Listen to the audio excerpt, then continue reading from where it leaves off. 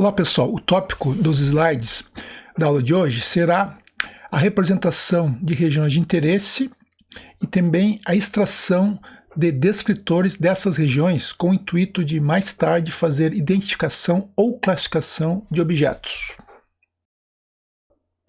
Observe nesse diagrama que estamos aqui capturando uma imagem, no caso uma árvore e o sol, através de um sistema de câmera, o qual nos permitirá, após a aquisição adequada, fazer o pré-processamento através de filtros, passa baixa, passa alta, remoção de ruídos, por exemplo, compensação de iluminação, equalização de histograma, entre outros que nós já estudamos.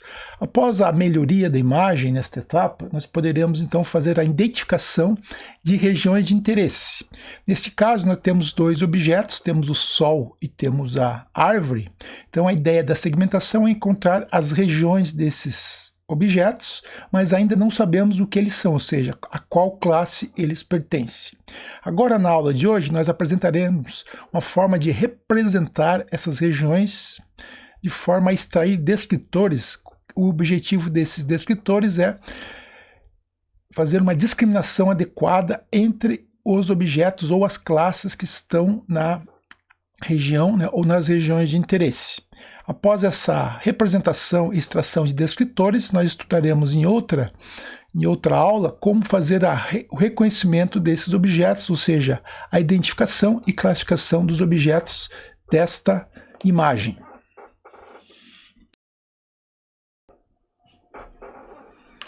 Tipicamente, em aplicações de classificação de padrões, nós vamos empregar uma forma de representar as regiões, que foram extraídas pela segmentação, ou seja, as regiões de interesse, de forma a obter descritores para cada região. Pode ter mais de um por região, Então, a ideia é que esses descritores sejam usados para discriminar de forma automática entre as diferentes classes de regiões pertencentes à imagem.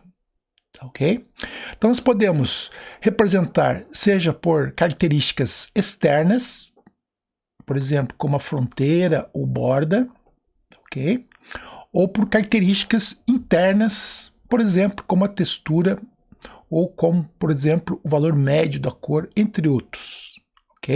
Além disso, em vários sistemas nós usamos as duas formas para extrair descritores, dependendo da complexidade do problema. Então, como nós comentamos, os descritores dependem da representação escolhida, seja interna ou seja externa. Se eu, por exemplo, escolher a representação de fronteira, eu posso usar, por exemplo, um descritor, que é um número, que é o comprimento da fronteira. Alternativamente, se eu utilizar a representação interna, eu posso usar um descritor, por exemplo, a cor média da região. O que é importante observar que um critério recomendado para a escolha de descritores, da variedade enorme que nós temos disponíveis, é que eles sejam insensíveis a variações devido à rotação da imagem. O objeto pode ter rotacionado, mas continua sendo o mesmo objeto.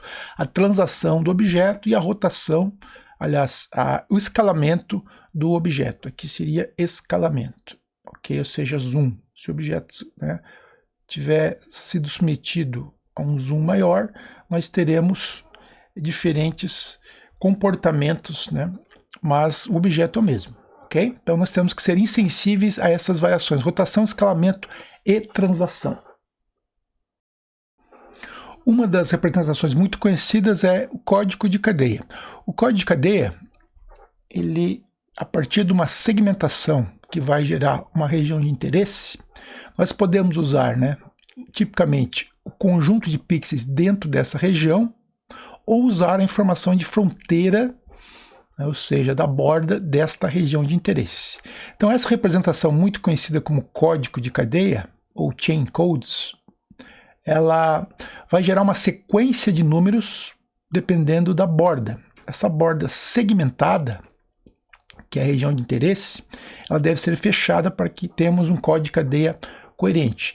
Ela vai ser colocada dentro de uma grade fixa, como veremos na figura, tá? E poderemos usar para esse tipo de abordagem tanto a conectividade 4, ou seja, nas direções norte-sul, leste-oeste, ou podemos também usar 8 direções, também as diagonais. Então, são essas possibilidades que nós temos e veremos a seguir, ok? O problema dessa representação do código de cadeia é que ele é bastante sensível à rotação do objeto, ok?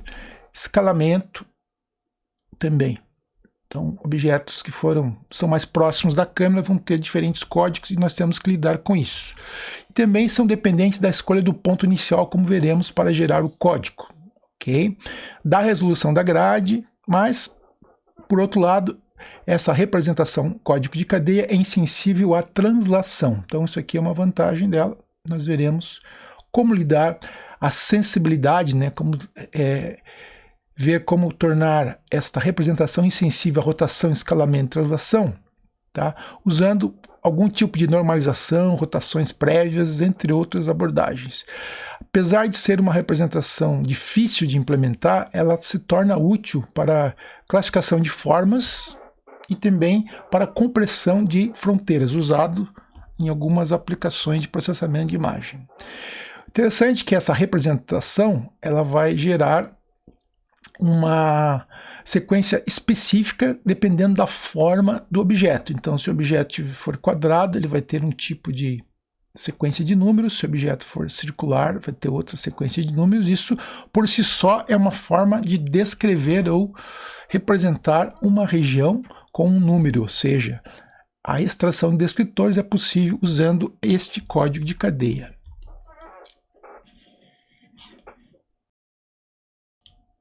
Aqui na figura veremos esse processo. Aqui eu tenho a representação 4, ou seja, eu estou usando o seguinte código. Para cima, o código é 1. Para baixo, o código é 3. Já veremos isso. Para a direita, nós temos o código 0 e para a esquerda eu tenho o código 2. Ok? 1, 2, 3, 0, 1, 2, 3. Então, olha só, neste ponto aqui, como está indicado na figura, eu criei um grid, nesse caso um grid maior. Dependendo do grid, da resolução do grid, eu vou ter diferentes sequências. Portanto, a abordagem é sensível à resolução do grid. Então, aqui eu vou gerando números. Ó. Se for para cima, esse ponto 1, 1, 1, 1, 0, 1, 1, 1, conforme o código. Eu vou gerando essa sequência de números, dependendo do ponto que eu começo. Se eu começar aqui, por exemplo, eu vou ter uma sequência de números que será uma representação, né? Aliás, uma descrição desta forma. Se eu usar uma resolução maior, eu vou ter diferentes números. E se eu resolver usar, por exemplo, uma descrição com direções verticais também, como está identificado aqui, ó, aqui eu tenho 2 para cima, aqui é 1, para a direita é 0, para diagonal a direita é 3, para a esquerda eu estou usando provavelmente 4, não aparece aqui, para diagonal para baixo é 5, para baixo é 6 e diagonal para baixo de novo 7. Então esse aqui é o código com 8 conectados, ok? Então eu posso gerar diferentes representações. Observa que essa abordagem é muito legal porque ela gera uma sequência de números, né? Por exemplo, aqui 3, 3, 2, né? Estou seguindo essa aqui, 1. Então essa sequência de números é um descritor por si só e poderá ser uma forma de você discriminar entre um objeto, por exemplo, circular, de um objeto quadrado e outras formas possíveis. A desvantagem, como nós comentamos desta abordagem, é que ela é bastante sensível à resolução do grid, é sensível ao ponto de início, você pode tentar normalizar em relação a isso, é sensível ao escalamento e também é sensível à rotação. É apenas insensível à translação. Portanto, essa técnica tem sido usada, mas ela não é uma técnica simples de ser utilizada devido a essa necessidade de tornar a representação insensível a RST. Uma outra forma de representação de regiões de interesse é utilizar polígonos. Uma forma interessante, por exemplo, gerando um grid aqui, como está indicado na figura, nós temos a fronteira do objeto, novamente aqui uma fronteira fechada, e nós vamos ter aqui um algoritmo que vai tentar esticar essa fronteira, ou seja, fazer um certo alisamento sem tirar, né, sem sair de dentro dos blocos, ou seja, você vai ficar no máximo no cantinho inferior, no cantinho superior ou na lateral, mas eu não posso tirar um pixel que está aqui dentro e colocar em outro ponto do grid. Então, esse algoritmo ele vai esticar, o pessoal chama de rubber band, porque é como se fosse uma borrachinha que você estica, e ele minimiza, né, ou seja, ele alisa a fronteira chegando numa forma mínima. Essa forma mínima depois pode-se tirar números disso e comparar com outras formas. A ideia toda aqui é que você consiga discriminar entre formas diferentes, ok?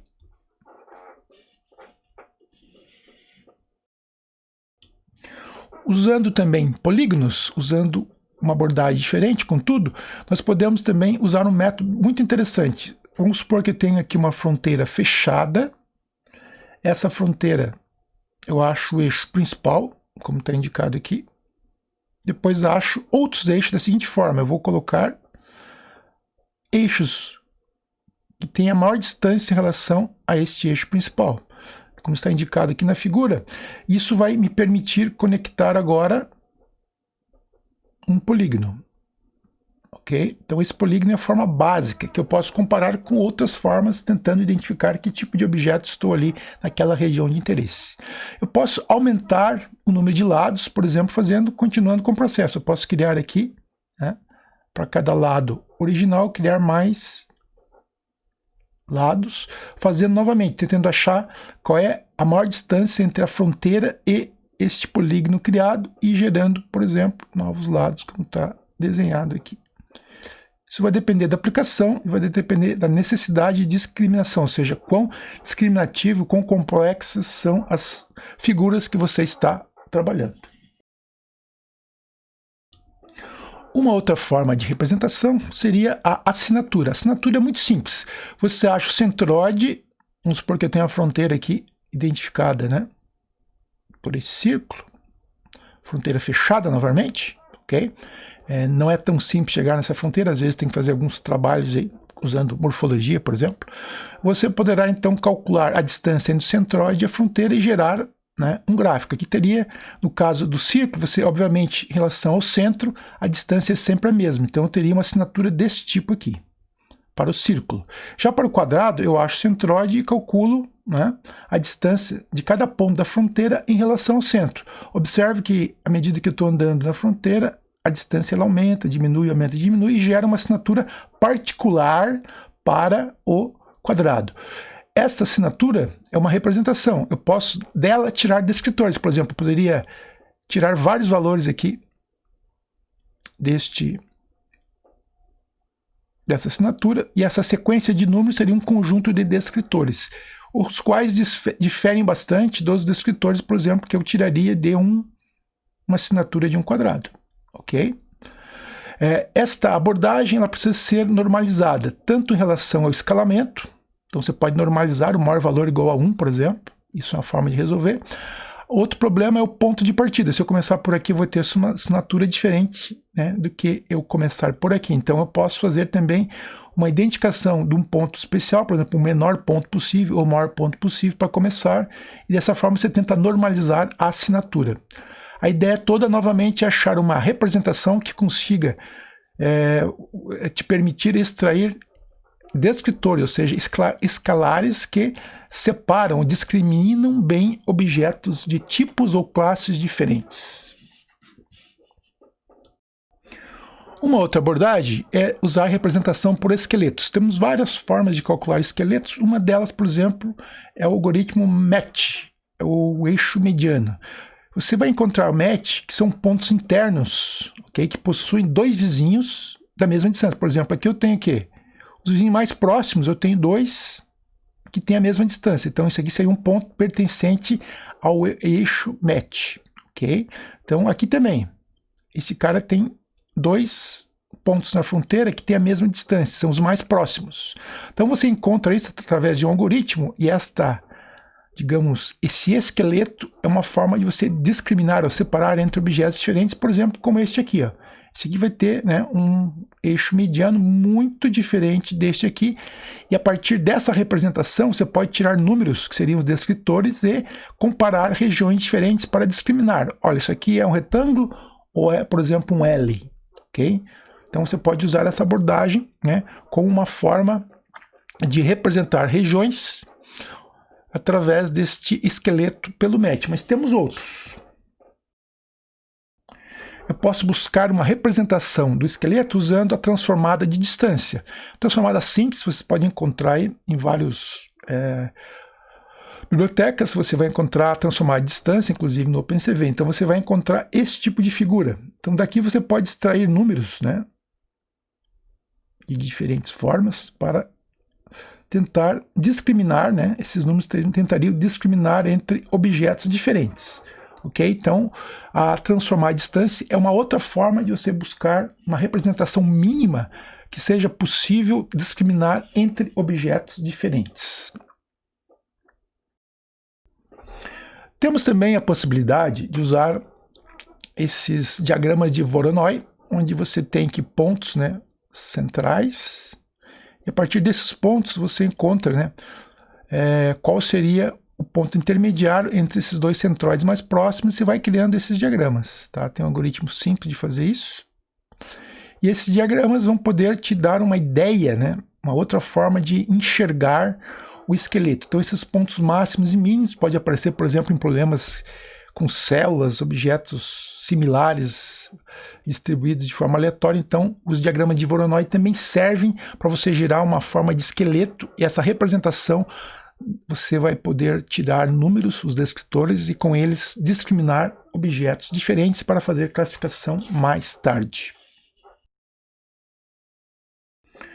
Podemos também utilizar morfologia matemática, por exemplo, usando um algoritmo de afinamento, o qual nos permite chegar à estrutura mínima, né, ou o esqueleto deste próprio osso. Interessante que esse esqueleto ele será bem diferente, né? Por exemplo, quando eu estou comparando estruturas com formas diferentes. Então a morfologia matemática, como nós já estudamos, também nos permite chegar aos esqueletos, que são representações das quais eu posso tirar números, os descritores nesse caso, para comparar formas diferentes. Se essa forma é igual a esta, é parecida, similar, é diferente, então isso nos permite mais tarde fazer classificação, reconhecimento de objetos, que é o objetivo do próximo conjunto de slides.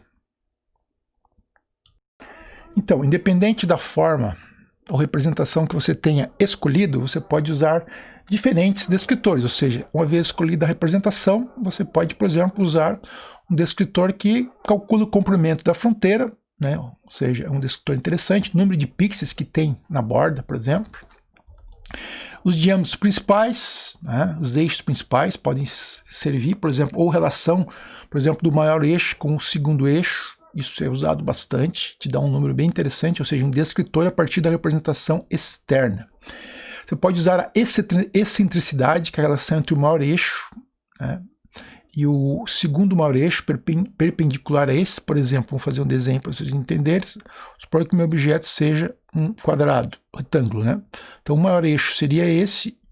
Perpendicular a esse eu tenho o segundo maior eixo. Então a relação entre essa distância e essa distância vai me dar um descritor, que seria bem diferente se eu tivesse, por exemplo, um círculo. O que acontece no círculo? O maior eixo e o segundo maior eixo teriam o mesmo comprimento e a relação deles seria 1, o que me permitiria, né, com esse número, tentar separar ou discriminar entre um círculo de um retângulo, ok? Então temos outras possibilidades, né? Podemos usar curvaturas, né? Temos aqui vários pontos e você vai ver as derivadas, por exemplo, variações de ângulo nas curvaturas, e essas taxas podem ser calculadas e gerando números que são os nossos descritores. Podemos também usar os números de forma, como nós já vimos, através da representação códigos de cadeia. E podemos usar os descritores de Fourier, como explicaremos a seguir. Os descritores de Fourier tem sido bastante usado. Por exemplo, imagina que você tem uma forma aqui que seria alguma coisa parecida com um C, a letra C, né? Então, como é que você cria os descritores de Fourier? A ideia aqui é o seguinte, é você, para cada ponto, você tem a coordenada x e y. Você vai tornar a coordenada y o eixo imaginário e vai tornar a coordenada x o eixo real, de forma que você gera um número, uma sequência de números complexos, onde x é a parte real, estaria aqui neste eixo, e neste eixo você tem a coordenada y, então você gera o quê? Gera uma sequência de números complexos, os quais serão usados na transformada de Fourier, que como veremos a seguir. Com essa sequência de números SK,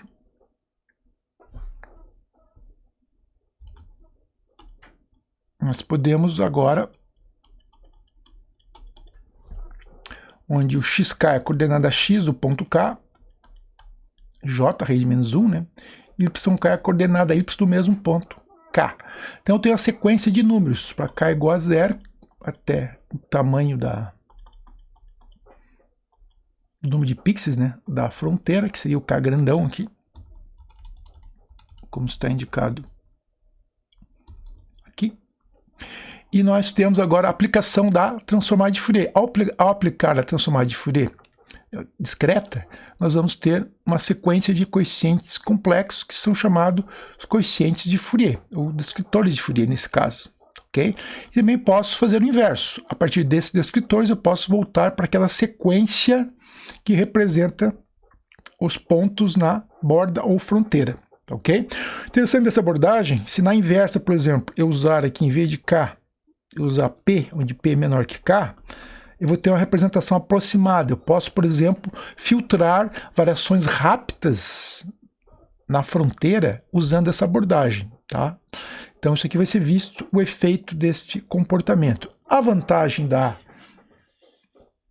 descrição de Fourier é que ela tem algumas características. Tá? Por exemplo, se eu rotacionar o objeto, o descritor de Fourier vai ser multiplicado por um número complexo proporcional ao ângulo. Então eu posso identificar, né, usando essa abordagem, se eu já tenho gravado, por exemplo, os descritores de Fourier por uma forma conhecida, eu posso tentar identificar se esta forma conhecida, né, aparece na imagem. Então eu posso observar inclusive o ângulo. Então isso aqui é uma abordagem interessante. Tá? Outra coisa, se eu tiver a mesma fronteira, digamos, transladada para outro ponto, isso implica que eu estou somando a todos os coeficientes uma constante, certo? Uma translação aqui na coordenada x e y. Isso vai indicar na descrição de Fourier simplesmente uma alteração no primeiro ponto, certo? Então, no ponto u igual a 0, eu vou ter aqui um valor que é justamente quanto que houve translação, mais do que eu tinha originalmente. Então, eu posso realmente, se a partir de uma biblioteca de descritor de Fourier para formas conhecidas, eu posso agora identificar se essa forma que eu estou vendo na imagem, em teste, é a mesma, ok?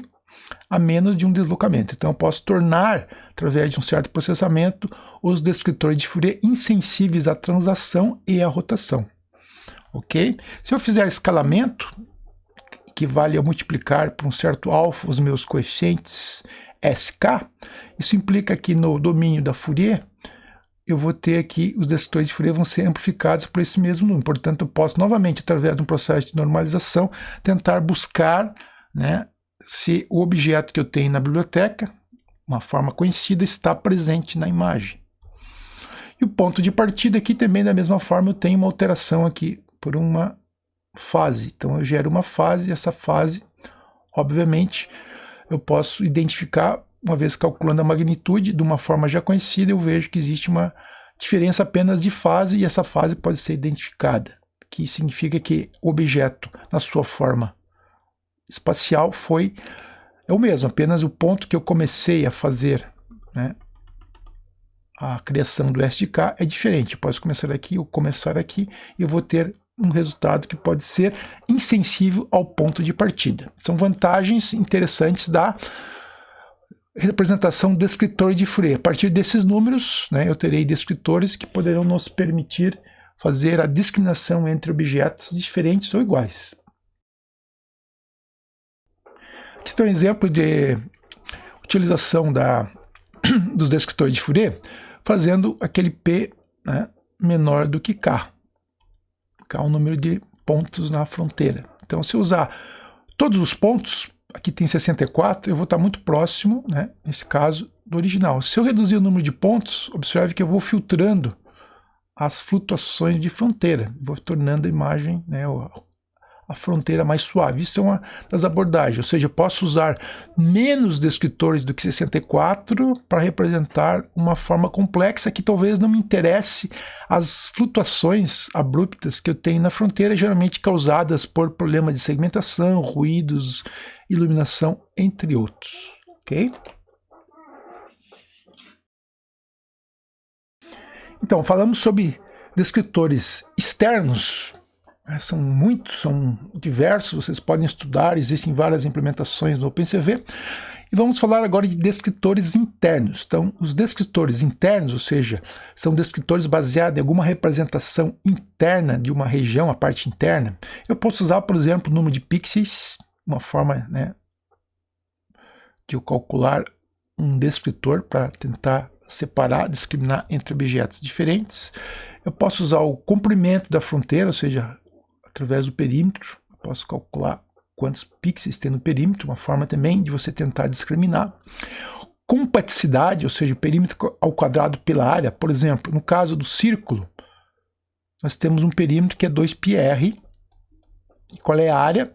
πr ao quadrado. Ok? Então, se eu fizer a relação do perímetro ao quadrado pela área, eu vou ter o quê? 2π ao quadrado, r ao quadrado, certo? Dividido pela área, então r ao quadrado vai cortar com a parte de baixo, e essa aqui é a representação que eu tenho, que é 4π. Então, isso aqui é compaticidade para o círculo. Se eu tiver um quadrado, qual é o perímetro do quadrado? De lado L, por exemplo, ou lado R, para ficar parecido. Eu vou ter, o perímetro seria R mais R mais R, 4R ao quadrado, certo? Esse é o perímetro ao quadrado, dividido pela área, que é R ao quadrado. Quanto que vai dar isso? 16. Então, um quadrado de lados iguais vai ter uma compaticidade 16, enquanto que um círculo, né, qualquer círculo, dependendo do raio, vai ter 4 vezes π, que mais ou menos 12, 13. Então, eu consigo discriminar entre um quadrado e um círculo, independente do tamanho do raio. Observa, ele é independente ao escalamento, translação e rotação. Essa abordagem é interessante. Compaticidade é um dos descritores interessantes internos, né, que nós podemos utilizar. Textura, certo? Momentos estatísticos de VU, que vocês vão poder pesquisar aí, né? Média, variância e outros momentos de alta ordem que são interessantes para discriminar entre objetos que têm a parte interna diferente, tá ok?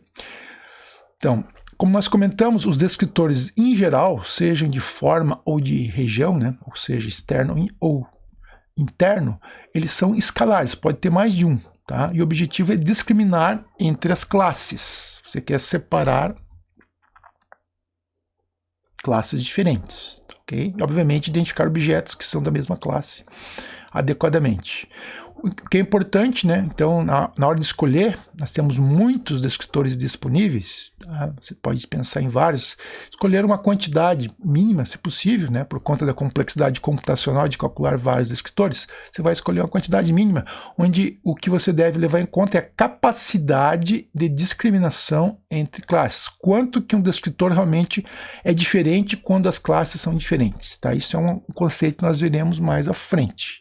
Mas é importante pensar nisso. Na hora de tentar extrair descritores, nós temos que pensar em descritores que sejam discriminativos. Então, nesta área de detecção, classificação de objetos, tá, nós vamos ter que fazer todo o processo de melhoria, conforme comentamos, segmentação, que é a extração de regiões de interesse, e a extração de descritores, tá, visando maximizar a capacidade de classificação do sistema. Ok? Então, esse tema de classificação de padrões será discutido em slides futuros. Então, pessoal, nós aprendemos diferentes formas de representar as regiões de interesse e dessas formas de representação posso extrair descritores conforme o meu objetivo final, que é classificar e identificar padrões. O importante é escolher descritores que discriminam bem entre classes diferentes. Nós estudaremos classificação de padrões nos próximos slides. Até breve!